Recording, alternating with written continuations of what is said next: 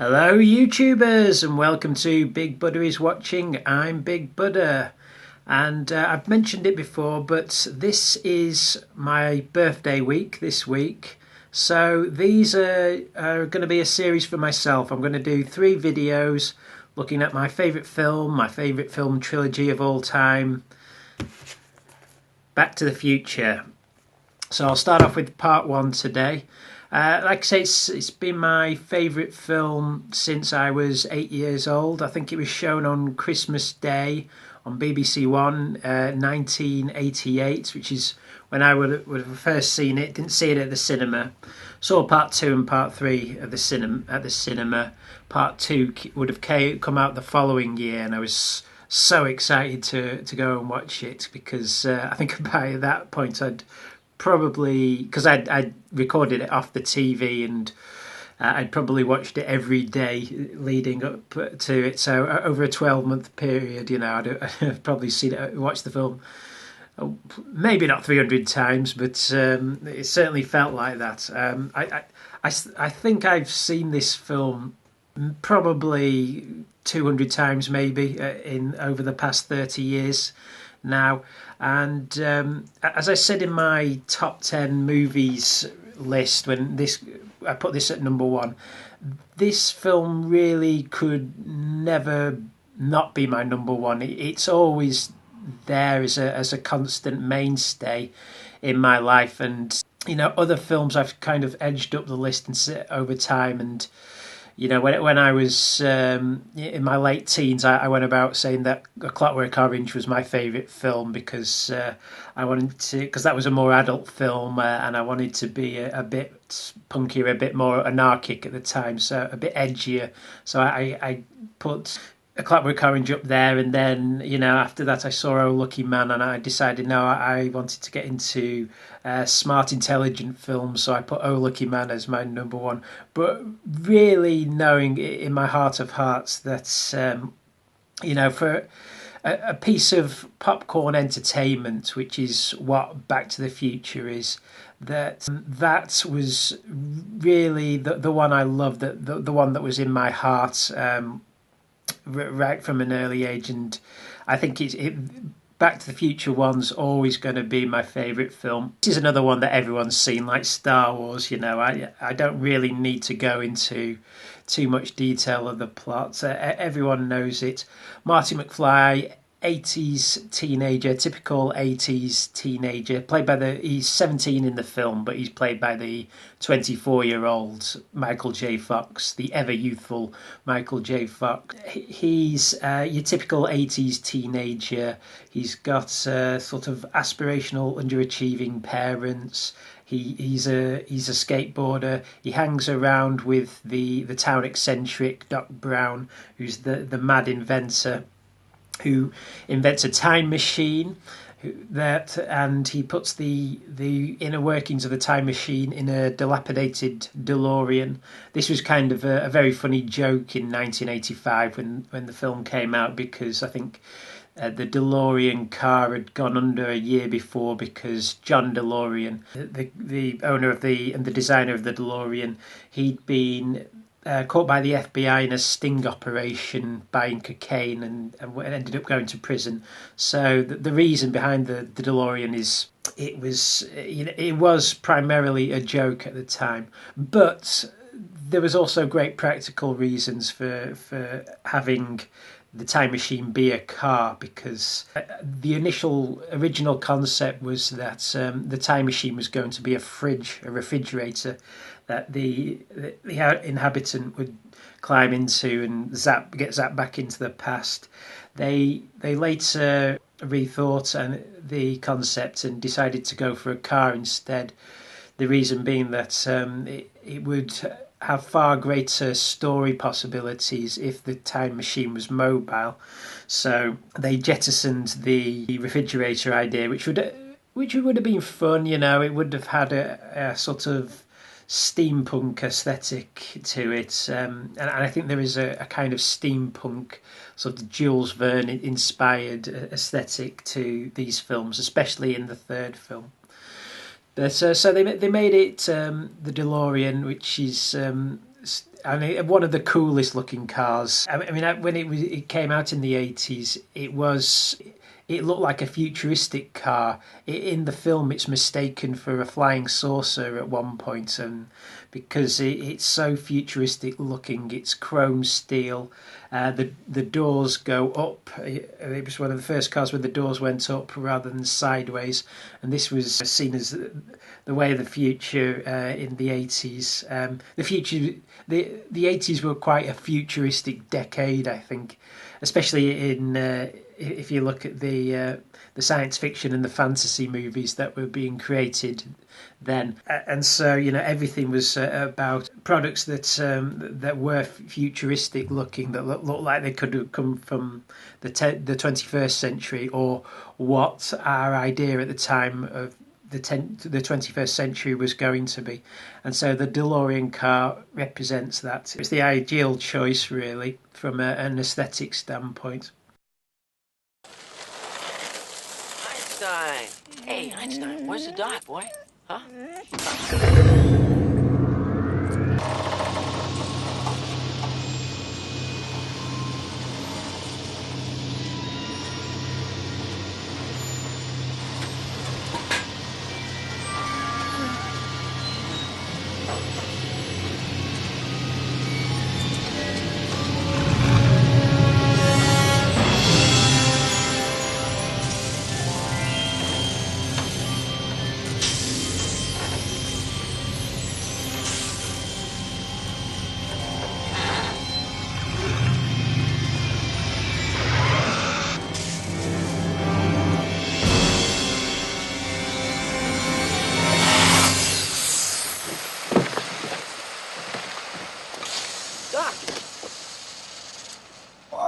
Through a series of events, because in the film the time machine is powered by plutonium, and Doc Brown rips the plutonium off from some Libyan terrorists, and on the night that he initially tests the time machine with Marty's help to see if it works, some Libyan terrorists actually turn up and murder Doc Brown. For a film that is essentially a kids' movie, it was very popular with kids, or a family movie, it does start with one of the main protagonists getting murdered by terrorists. Obviously, like Libyan terrorists and Middle Eastern terrorists were, a sort of fringe thing at the time. They hadn't really taken off as a kind of global threat that we should be worried about in the West. So using them as a plot device didn't seem as politically charged as it would do now if you had that as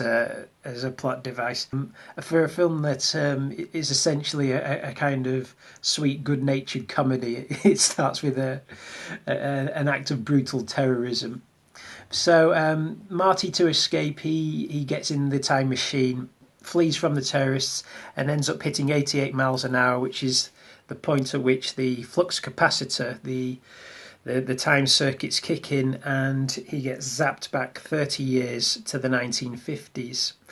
So the rest of the film is, I guess, a big sort of nostalgia fest for the 1950s. I think 1950s nostalgia in the 80s was as big as what 80s nostalgia really is now amongst cinema goers and TV viewers, with things like Stranger Things and Ready Player One.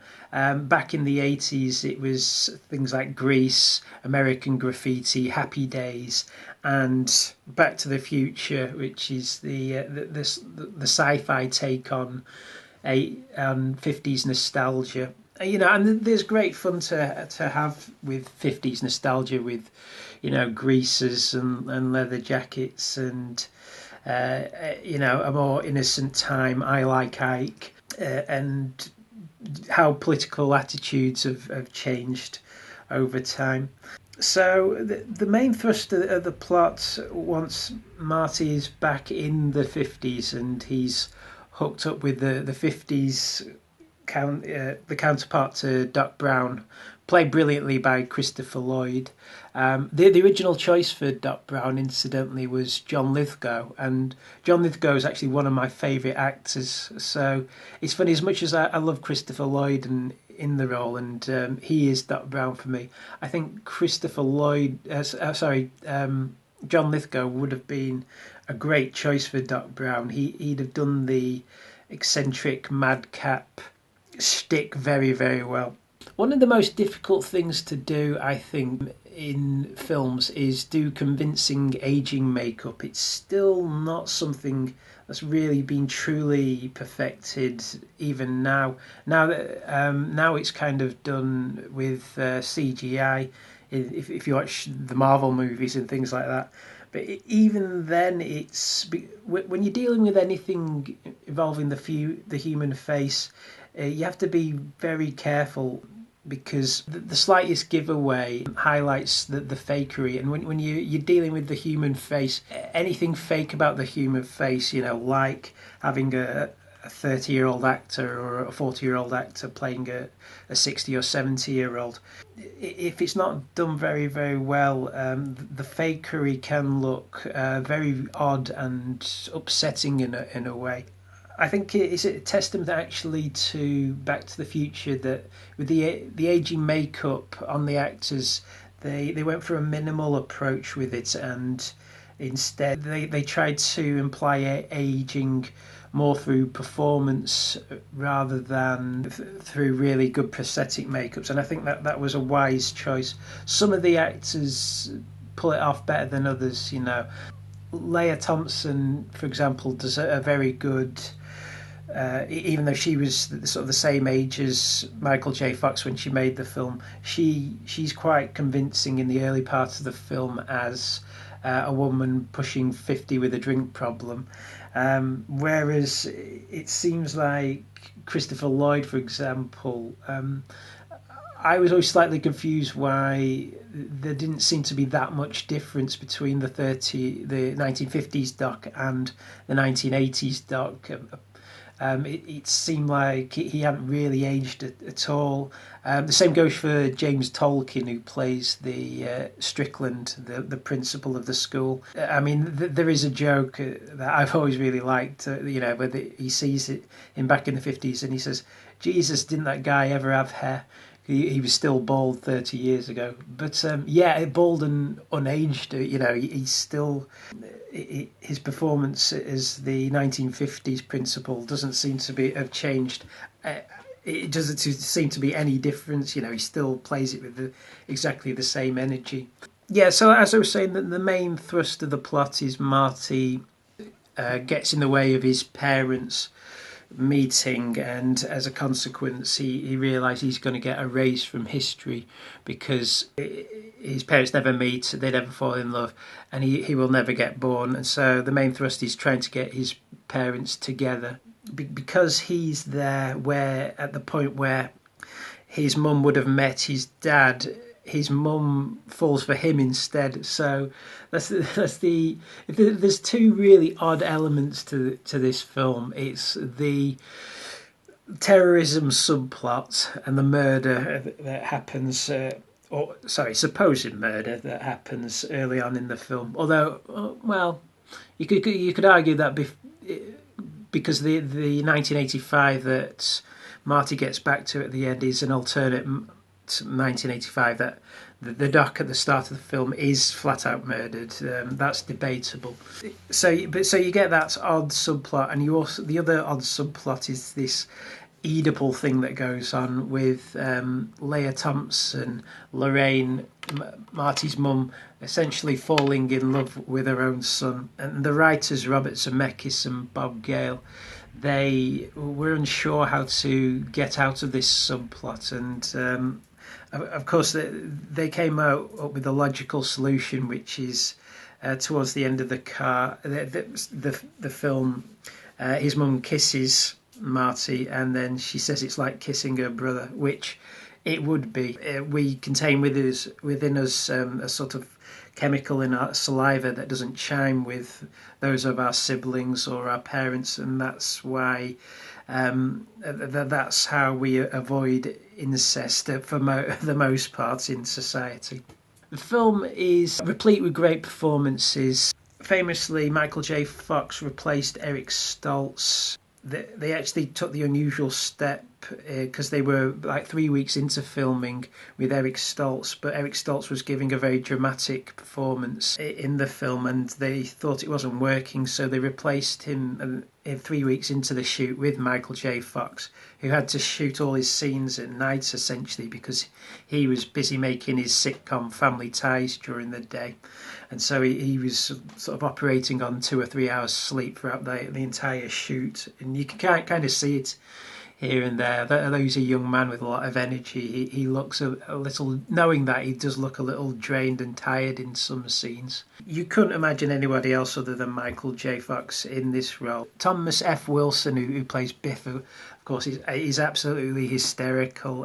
I mean, he wasn't really the villain of the film. He sort of became the villain of the trilogy overall when they brought him back for the sequels. But in the first film, he's really just kind of a supporting player, a kind of a character who just shows up to really sort of create a bit of conflict and tension in the latter part of the film. He's absolutely hilarious in the film. He's got you can't go wrong with the really dumb character. When you have a villain who's a bit of an arsehole, I mean, that's one thing, but an arsehole who's just really, really stupid, which is what Biff is, it can lead to great comic potential and possibilities. You know, he has the lines like, why don't you make like a tree and get out of here? And that becomes a constant running joke in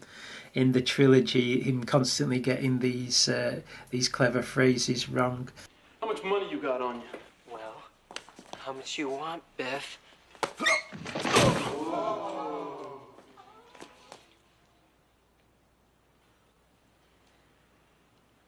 All right, punk.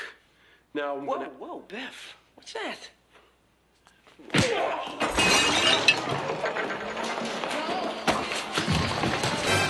Whoa, kid, stop. Hey! Boy. I'll get it back to you, all right?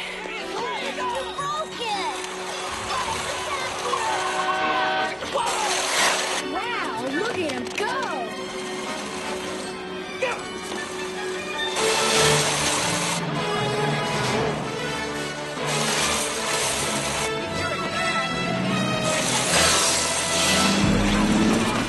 I think my favourite performance in the film has to be Crispin Glover. He plays Marty's dad, who's this very gawky, awkward, wannabe science fiction writer.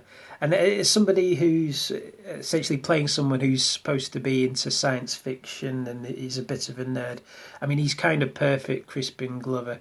He gives a very bizarre performance. He plays a nerd really well. And, just things like his laugh early on where he's watching, I think, The Honeymooners on TV, and you just hear...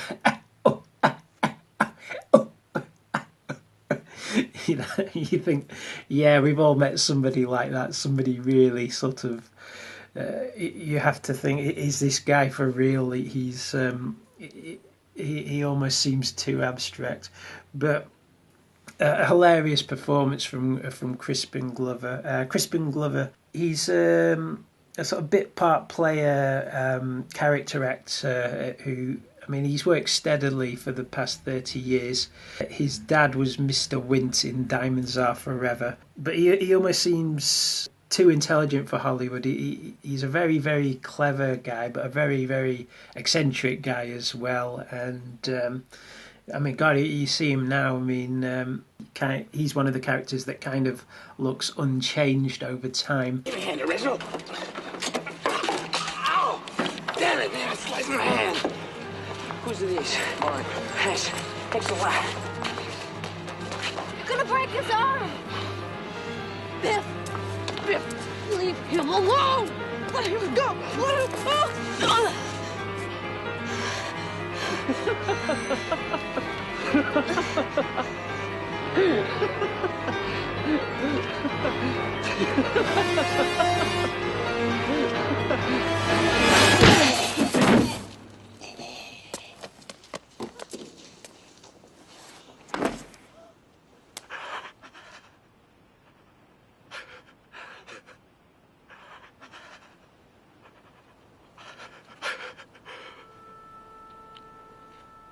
Are you okay?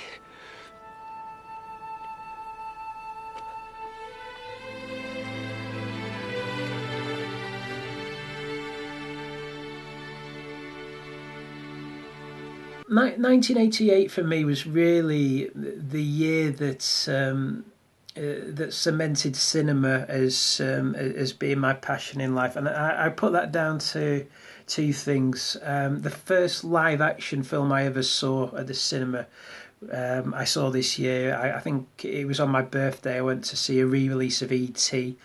And the thing about E.T. is it's a fantastic film. Maybe not one of my favourites, but it is a really, really good film. I didn't think that it was possible to be moved by a film as much as when I first saw E.T. I remember I didn't cry at the film, but I remember in the final scene of the film feeling like I was going to cry, and not really realising that cinema could do that to you. And I think that's something I've been looking for ever since. Really, with films is to find stuff that can move me emotionally. Maybe not, necessarily make me cry per se, but if a film can instill an emotional reaction in you, be it anything, be it dread, laughter, unease, elation. Like I say, I saw E.T. on my birthday, and then fast forward 8 months to Christmas, and I saw Back to the Future, the film that would become my favourite film of all time. And I often have to question myself with Back to the Future, which came first. It's like a chicken and an egg thing. And what I mean by that is everything I think I like or really love in other works is there in Back to the Future.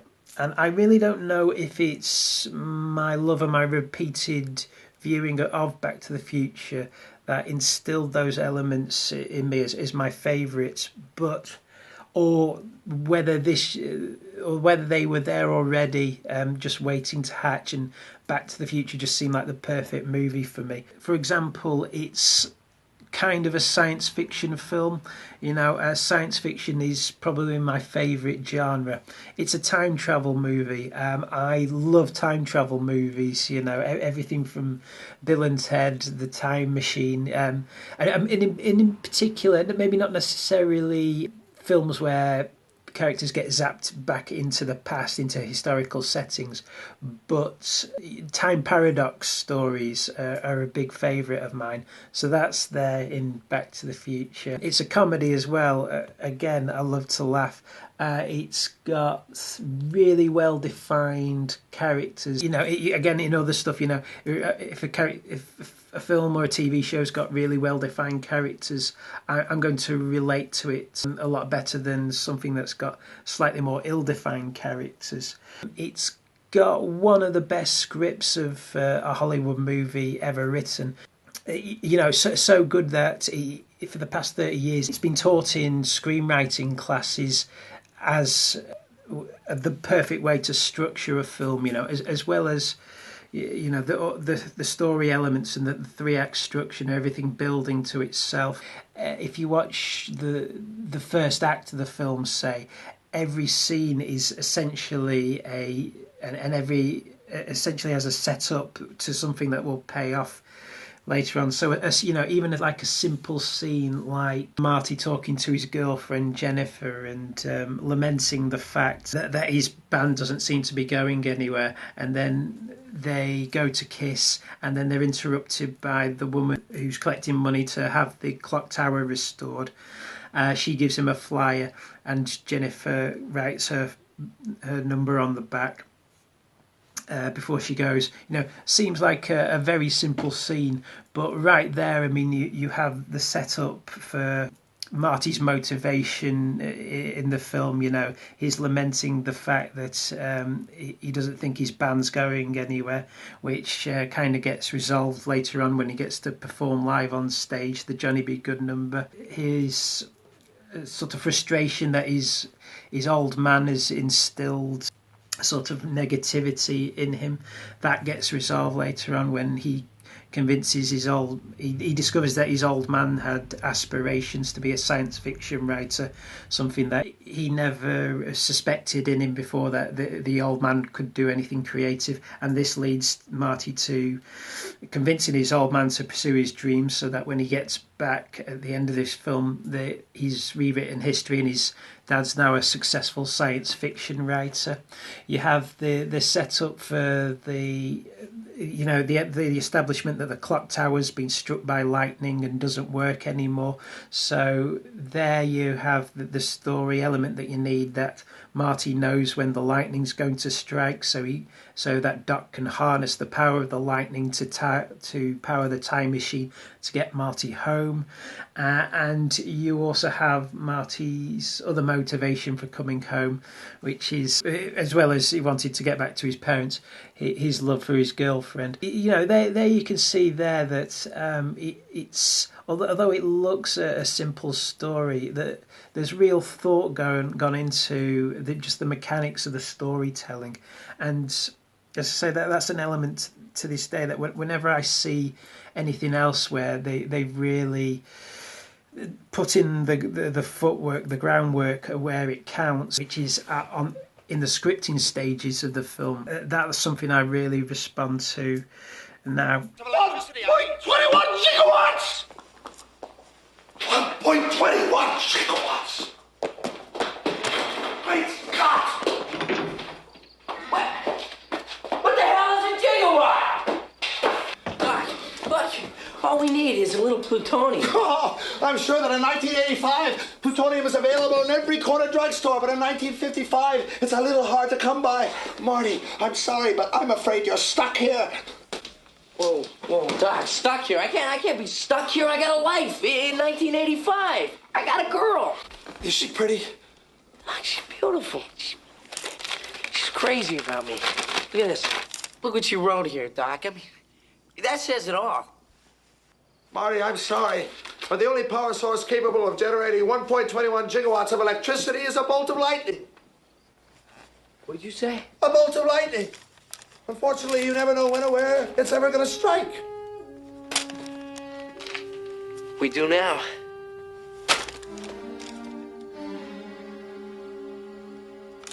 This is it. This is the answer. It says here that a bolt of lightning is going to strike the clock tower at precisely 10:04 p.m. next Saturday night. If we could somehow harness this lightning, channel it into the flux capacitor, it just might work. Next Saturday night, we're sending you back to the future. I hope you can see there why I love this film so much, as well as it just chiming on a lot of levels and having lots and lots of elements that I like. I do think it's a great movie in and of itself. It really works. It's popcorn cinema, but popcorn cinema at its best, and it's long been my favourite.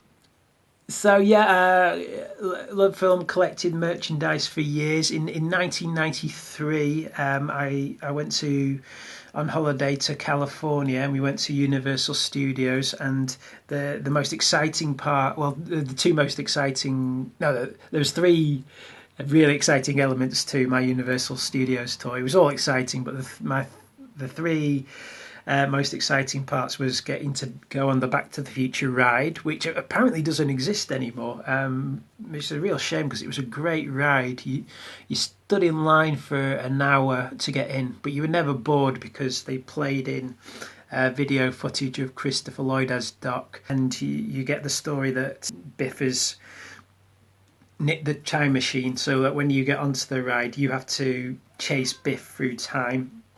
So the time machines are all flying. You look around, there's DeLoreans all around with other people's on the ride, and the ride itself is just a big IMAX screen, but you're flying over the futuristic hill valley.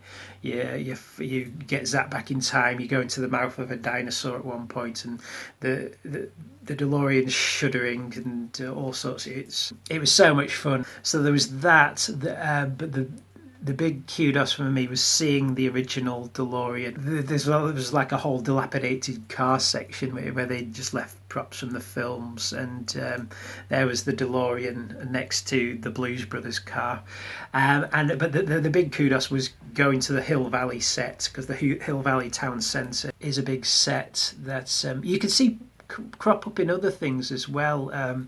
I watched the first ever episode of The Twilight Zone. That's all set on the same set, and I didn't even realise watching it, but I thought, that's the Hill Valley set. That is definitely the Hill Valley set.